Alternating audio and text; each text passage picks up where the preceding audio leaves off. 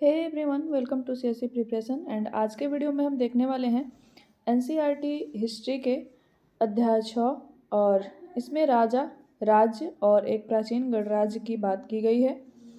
ये 6 क्लास की हिस्ट्री है। अगर आप चैनल पे नए हैं तो चैनल को सब्सक्राइब ज़रूर कीजिएगा, वीडियो को लाइक ज़रूर कीजिएगा। आपसे रिक्वेस्ट है कि वीडियो को पूरा देखिएगा, लास्ट तक देखिएगा, नहीं तो बहुत ही निगेटिव प्रभाव पड़ता है वीडियो पे। और मैं चाहती हूँ 6 to 12 तक की एनसीईआरटी की history, geography, polity, economy complete video जो है ऐसे ही अपने पेन पेपर के माध्यम से आप तक पहुँचाऊँ। तो आप सहयोग कीजिए, सपोर्ट कीजिए, हम वीडियो पूरा आप तक पहुँचाएँगे। बढ़ते हैं आगे वीडियो में और देखते हैं इस चैप्टर के माध्यम से हमें क्या जानकारी प्राप्त होती है प्राचीन इतिहास के बारे में, क्योंकि 6 क्लास की जो हिस्ट्री है वो प्राचीन इतिहास है। यहाँ पे राज्य, राजा और एक प्राचीन गणराज्य से मतलब है महाजनपद काल की बात हो रही है। और महाजनपद काल से थोड़ा सा पहले का जो जनपद काल रहा था उसके बारे में सारी चीज़ें हमको पढ़ना है। इसके पहले वाली वीडियो में हमने देखा था महापाषाण काल और वैदिक सभ्यता के कुछ ग्रंथों के बारे में हमने देखा था और वहाँ के सभा समितियों, राजाओं के बारे में हमने देखा था। इस चैप्टर में हम देखते हैं कि उत्तर भारत में गंगा यमुना क्षेत्र में कई ग्रंथ रचे गए जिन्हें उत्तर वैदिक ग्रंथ कहे जाते हैं। यानी कि उत्तर भारत में आप देखते हैं गंगा यमुना का जो क्षेत्र है, ठीक है, उत्तर भारत कौन सा है तो यहाँ पे मैं मैप बना के बताती हूँ। ये है, ये जो आप भारत देख रहे हैं ये है उत्तर भारत का क्षेत्र, ठीक है। तो यहाँ पे ये है गंगा नदी और ये है यमुना नदी, ठीक है। यहाँ पे है प्रयागराज। तो ये गंगा यमुना का जो क्षेत्र है यहीं पे बहुत सारे ग्रंथ रचे गए और इन्हें हम कहते हैं उत्तर वैदिक ग्रंथ, ठीक है। इसमें यजुर्वेद, सामवेद, अथर्ववेद तथा अन्य और भी बहुत सारे ग्रंथ थे जो रचे गए थे। यहाँ पे आप एक चीज़ देखिएगा, यहाँ पे ऋग्वेद का बात नहीं है, यानी कि उत्तर वैदिक काल में जो ग्रंथ रचे गए उसमें यजुर्वेद है, सामवेद है, अथर्ववेद है और कुछ अन्य ग्रंथ हैं, ठीक है। यानी कि 4 वेदों में 3 वेद है, इसमें ऋग्वेद नहीं है, वो 3500 साल पहले रचा गया था, ठीक है। इन ग्रंथों में विभिन्न प्रकार के अनुष्ठान और सामाजिक नियमों के बारे में बातें की गई है। हमने यजुर्वेद को देखा था पहले वाले इसके पहले, ठीक पहले वाला जो 5वां चैप्टर था उसमें। और यजुर्वेद में हमने देखा था कि उसमें प्रार्थनाएं थी जिन्हें सूक्त कहा जाता था और देवी देवताओं के लिए और अनुष्ठानों में उसे प्रार्थनाओं में, विनतियों में प्रयोग किया जाता था, ठीक है। समाज में समूह कितने थे? उत्तर वैदिक समाज जो था इसमें समूह कौन कौन से थे तो आप देखेंगे कि एक पुरोहित समूह था, एक योद्धा समूह था। पुरोहित समूह ब्राह्मण हुआ करता था, योद्धा समूह जो राजपूत हुआ करता था, जो रक्षा करता था पूरे कबीले की, पूरे जनपद की। एक भोजन संग्राहक समूह था, एक कृषक समूह था। तो यहाँ पे देखेंगे आप पुरोहित और योद्धा जो होते थे ये वैभवशाली होते थे, यानी कि इनके पास धन संपदा से लेके इनके पास पावर, प्रतिष्ठा सब कुछ हुआ करता था, तो ये वैभवशाली हुआ करते थे। कृषक जो थे ये भी धनवान थे, लेकिन ये 2 वर्ग जो था पुरोहित और योद्धा ये वैभवशाली वर्ग था, क्योंकि इनके पास पैसे के साथ साथ इनके पास अपना क्षेत्र, उसके बाद इनके पास प्रतिष्ठा, पावर सब कुछ हुआ करता था। शिकारी होते थे जो जानवरों का शिकार करते थे। पशुपालक होते थे जो व्यापार करते थे, पशुओं को पालते थे, उनका दूध निकाल, उनसे दूध प्राप्त करके, उनका मांस प्राप्त करके वो बेचा करते थे, तो ये पशुपालक होते थे। श्रमिक होते थे जो दूसरे के खेतों में, दूसरे के घरों में, दूसरे के व्यापार में हाथ बटाते थे, उन्हें मजदूरी दिया जाता था। व्यापारी जो होते थे ये धनवान होते थे। व्यापारी जो बहुत सारी चीज़ों का व्यापार करते थे ये धनवान होते थे। मछुआरे थे और शिल्पकार थे। उस टाइम का जो उत्तर वैदिक समाज है इतने समूहों में बटा हुआ था, इसमें आप देख सकते हैं। इसमें अब आपको ये देखना है धनवान कितने थे, तो धनवान थे व्यापारी और कृषक, 2 लोग धनवान थे, क्योंकि उस टाइम तक अभी कर नहीं लिया जाता था, नियमित कर नहीं लिया जाता था, लेकिन उत्तर वैदिक काल से शुरू हो जाएगा। यहाँ पे वैभवशाली वर्ग में 2 लोग थे, पुरोहित और योद्धा। बाकी जो वर्ग था ये सामान्य वर्ग था, जीने खाने लायक ये अपना काम कर लेता था।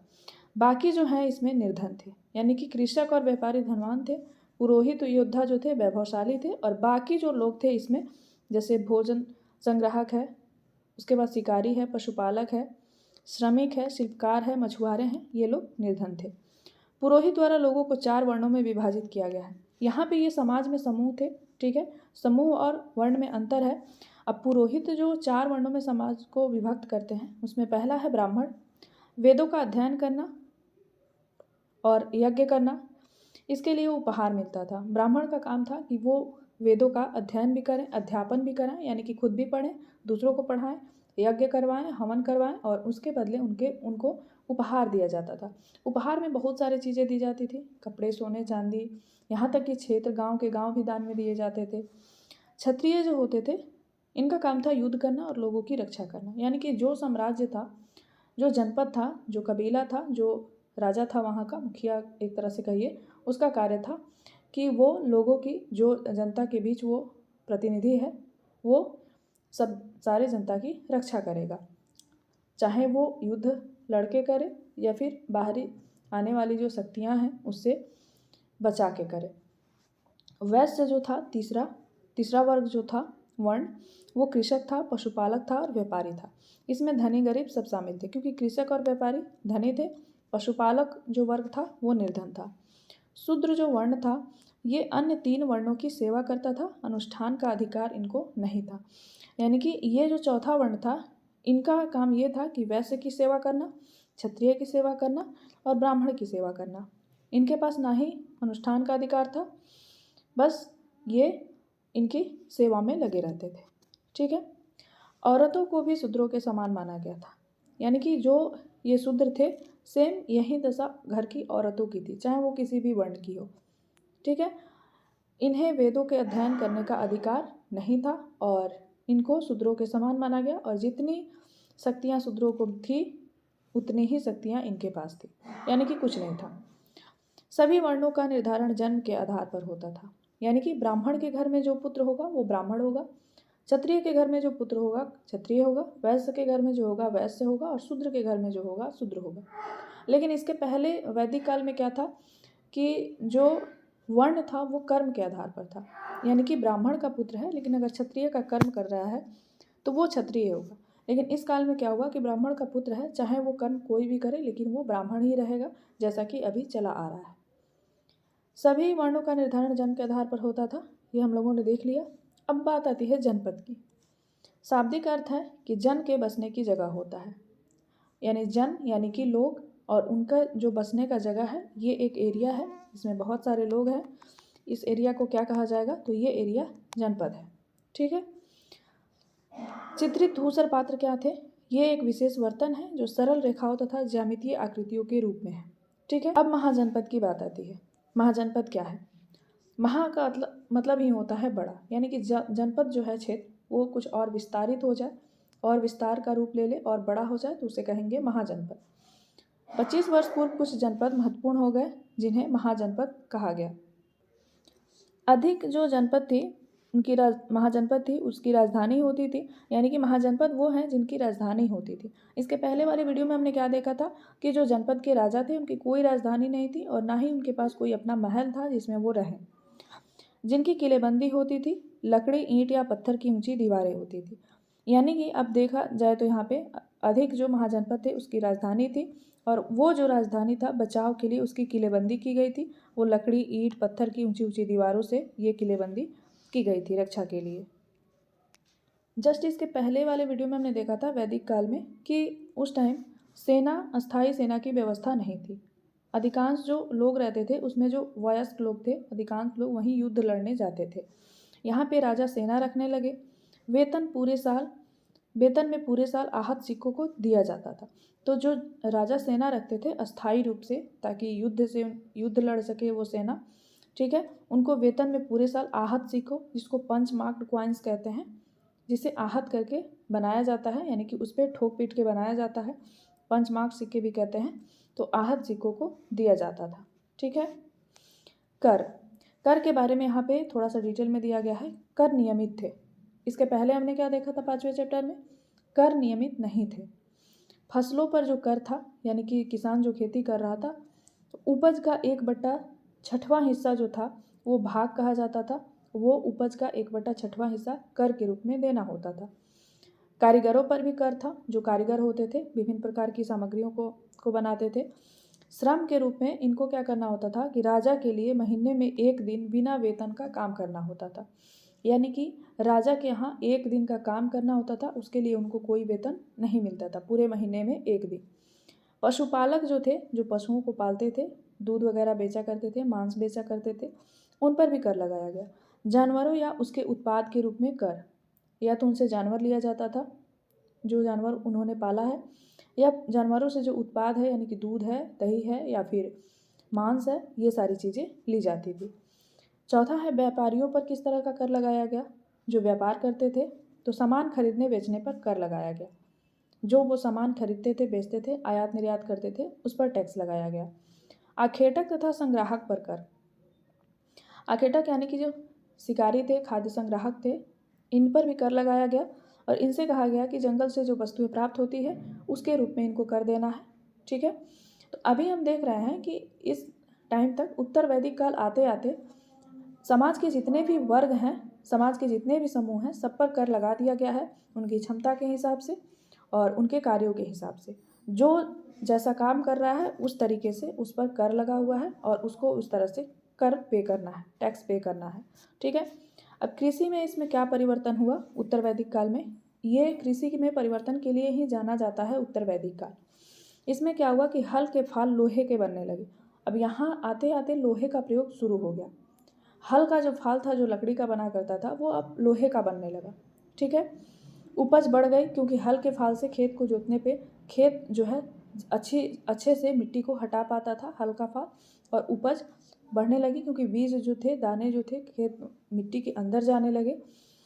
धान रोपण शुरू हुआ, पैदावार ज़्यादा हुई। पहले क्या होता था कि बीज जो होता था उसे खेतों में छींट दिया जाता था। ठीक है, ऐसे खेतों में बीज को छींट दिया जाता था और जो उससे उपज तैयार होती थी उसी को पकने पे उसको काटा जाता था। लेकिन अब क्या हुआ कि खेतों में बीजों को छींटा जाता था और उससे जो छोटे छोटे पौधे तैयार होते थे उस पौधों को अलग खेतों में लगाया जाता था। ठीक है, जैसे अभी होता है, धान की रोपाई कैसे होती है, पहले बीज को डाला जाता है खेतों में एक जगह पे। ठीक है, बीज जब बड़े बड़े हो जाते हैं, थोड़े बड़े बड़े हो जाते हैं, निकल जाते हैं, तो इनको उखाड़ के और बड़े से खेत में इसकी रोपाई होती है अलग अलग, एक दूरी तय करके कि इतने दूरी पे एक से दूसरे बीज की पौधे की जो दूरी है इतनी होनी चाहिए। तो अब प्रॉपर तरीके से खेती होने लगा। ठीक है, कृषि में ज़्यादातर दास दासी, भूमिहीन, खेतिहर मजदूर, जिसमें कमकार काम करते थे। ठीक है, तो कृषि जो व्यवस्था थी उसमें ज़्यादातर दास दासी होते थे, भूमिहीन जिनके पास भूमि नहीं थी, खेतिहर जो मजदूर होते थे जो दूसरे के खेतों में काम करते थे, जिसको कमकार कहते थे, ये लोग काम करते थे। ठीक है, अब बात आती है मगध की, क्योंकि इसी कृषि की वजह से मगध का उत्कर्ष हुआ और मगध के उत्कर्ष का कारण था कि उसकी भौगोलिक स्थिति सबसे ज़्यादा मानी जाती है कि उसकी भौगोलिक स्थिति ही जिम्मेवार थी उसके उत्कर्ष के लिए। तो ये है मगध। ठीक है, मगध गंगा प्लस सोन नदी क्षेत्र में स्थित था। ठीक है, यातायात, जल वितरण और जमीन सिंचाई की सुविधा थी, क्योंकि गंगा प्लस सोन नदी के बीच स्थित था, इसलिए नदी क्षेत्र में स्थित था, इसलिए सिंचाई के लिए पानी भी बहुत अच्छे से उपलब्ध होता था, यातायात के भी साधन थे। ठीक है, एक हिस्सा जंगल था, मगध का जो दक्षिणी हिस्सा था वो जंगल था। ठीक है, तो इस जंगल में हाथियाँ मिलती थी और हाथियों को क्या होता था, पकड़ के प्रशिक्षित किया जाता था। रथ बनाने के लिए लकड़ी उपलब्ध होती थी, क्योंकि जंगलों में जो लकड़ियाँ मिलती थी बहुत ही अच्छी लकड़ियाँ मिलती थी और इस लकड़ियों से रथ बनाए जाते थे, हथियार भी बनाए जाते थे। लौह अयस्क की खदानें थी इसी जंगलों में और यहीं से लोहे निकाला गया, लोहे के औजार बने, लोहे के हथियार बने और लोहे के हल बने, जिसका प्रयोग जो होता था कृषि में किया जाता था। महत्वपूर्ण जो शासक हुए थे वो थे महापद्मानंद। ठीक है, नियंत्रण इस क्षेत्र के उत्तर पश्चिम भाग तक था। राजधानी जो थी मगध की राजगिरी थी, जिसको राजगिरी भी कहते हैं। बाद में जो राजधानी बनी वो पटना बनी, जिसको पाटलिपुत्र पहले कहा जाता था। शक्तिशाली शासक जो हुए यहाँ पे बिंबिसार हुए और अजातशत्रु हुए। ठीक है, सिकंदर मगध पर विजय पाना चाहता था मगर उसके सिपाहियों ने मना कर दिया। ठीक है, क्योंकि उनको भनक लग गई थी कि मगध जो है वहाँ पे हाथियों की एक बहुत बड़ी सेना है जो हमें आगे बढ़ने नहीं देगी। वज्जी के बारे में दिया गया है। वज्जी एक महाजनपद था, ये मगध के नज़दीक था। राजधानी इसकी वैशाली थी। अलग शासन व्यवस्था थी, गढ़ या संघ यहाँ पे शासन व्यवस्था थी। गण शब्द का प्रयोग कई सदस्यों वाले समूह के लिए होता है, यानी कि गण जो शब्द है वो बहुवचन शब्द है और ये कई सदस्यों वाले समूह के लिए होता है। संघ अर्थात संगठन या सभा। संघ का मतलब होता है कोई संगठन या फिर कोई सभा। गण या संघों में कई शासक थे। कभी कभी लोग एक साथ शासन करते थे। शत्रुओं से निपटने के लिए मिलकर चर्चाएं होती थी। दास कमकार इसमें भाग नहीं लेते थे। ये सबसे इम्पोर्टेंट पॉइंट है कि यहाँ पे गण या संघ जो था इसमें कई शासक थे और कभी कभी क्या होता था, इस एक क्षेत्र पे कई शासक शासन करते थे और इसमें जो लोग थे दास कमकार, इन दोनों लोगों को इसमें भाग नहीं लेना था, यानी कि इन सभाओं में जो चर्चाएं होती थी शत्रुओं से निपटने के लिए, इसमें ये लोग भाग नहीं लेते थे। आगे देखते हैं। बुद्ध तथा महावीर दोनों ही गण या संघ से संबंधित थे। जो बुद्ध, महात्मा बुद्ध के बारे में लोग पढ़ते हैं और महावीर के बारे में, ये दोनों गण या संघ से संबंधित थे, यानी कि इनका जो जीवन था उससे संबंधित था। कई शक्तिशाली राजा इन संघों को जीतना चाहते थे। उनका राज्य अब से 1500 वर्ष पूर्व तक चलता रहा। उसके बाद गुप्त शासकों ने गण और संघ पर विजय प्राप्त कर उन्हें अपने राज्य में मिला लिया। ठीक है। उसके बाद अन्यत्र में सबसे लास्ट में दिया गया है एथेंस के बारे में। एथेंस के लोगों ने 2500 वर्ष पूर्व पहले एक शासन व्यवस्था की स्थापना की जिसे प्रजातंत्र या गणतंत्र कहते हैं। अन्यत्र में वही चीज़ें दी गई हैं जो हम अध्याय पढ़ रहे हैं उसी से रिलेटेड है, लेकिन अपने देश की नहीं है, दूसरे देश की है। यहाँ पे 200 सालों तक ये शासन चली। 30 वर्ष से अधिक आयु के पुरुषों को नागरिकता प्राप्त थी जो दास नहीं थे, यानी 30 वर्ष के जो आयु के लोग होते थे उनको नागरिकता दी जाती थी, लेकिन उनमें जो दास होते थे उनको नहीं दी जाती थी। साल भर में कम से कम 40 बार बुलाई जाती थी। जो सभा थी वहाँ पे नागरिक सभा में भाग लेते थे, तो जो सभा थी वो एक साल में कम से कम 40 बार बुलाई जाती थी। और जो नागरिक होते थे, जैसा कि अभी उन्होंने बताया, 30 वर्ष से अधिक आयु के पुरुष नागरिक होते थे, महिलाएं नागरिक नहीं होती थी, ध्यान रखिएगा। और यही नागरिक जाके उस सभा में भाग लेते थे जो एक साल में 40 बार बुलाई जाती थी। पदों पर नियुक्तियाँ लॉटरी द्वारा होती थी, यानी कि कोई पद है, जैसे प्रशासनिक पद है, न्यायिक पद है या मंत्रिमंडल से संबंधित, सभा से संबंधित कोई पद है, तो उस पर नियुक्ति करने के लिए लॉटरी पद्धति अपनाई जाती थी। सभी नागरिकों का सेना नौसेना में नियुक्ति अनिवार्य थी। औरतों का नागरिकता का दर्जा नहीं मिला था। तो इस तरह से ये था हमारा छठा चैप्टर जिसमें हमने उत्तर वैदिक काल के बारे में देखा। अगले चैप्टर में हम नए प्रश्न नए विचार देखेंगे और इससे हमारा मतलब है नए प्रश्न नए विचार का अर्थ है कि बौद्ध धर्म और जैन धर्म के बारे में हमें इसमें पढ़ना है। यहाँ पे हमने उत्तर वैदिक काल के बारे में पढ़ा, जो कि पिछले अध्याय में जो हमने पढ़ा था वैदिक काल और महापाषाण काल उससे बहुत ज़्यादा भिन्न था। जो चीज़ें वहाँ पे नहीं थी वो चीज़ें भी यहाँ पे लागू कर दी गई, जैसे कर व्यवस्था लागू कर दी गई। ठीक है, यहाँ पे वर्ण व्यवस्था लागू की गई। वहाँ जन्म के कर्म के आधार पर वर्ण व्यवस्था थी, यहाँ पे जन्म के आधार पर वर्ण व्यवस्था थी। और इसी तरह से इसी शासन में, उत्तर वैदिक शासन में इतने जो होंगे क्या कहते हैं, कर्मकांड होंगे, इतने ज़्यादा कर्मकांड होंगे कि इसके बाद नए प्रश्न और नए विचार आएंगे और उसमें आएगा बौद्ध धर्म और जैन धर्म। मिलते हैं अगले वीडियो में। धन्यवाद।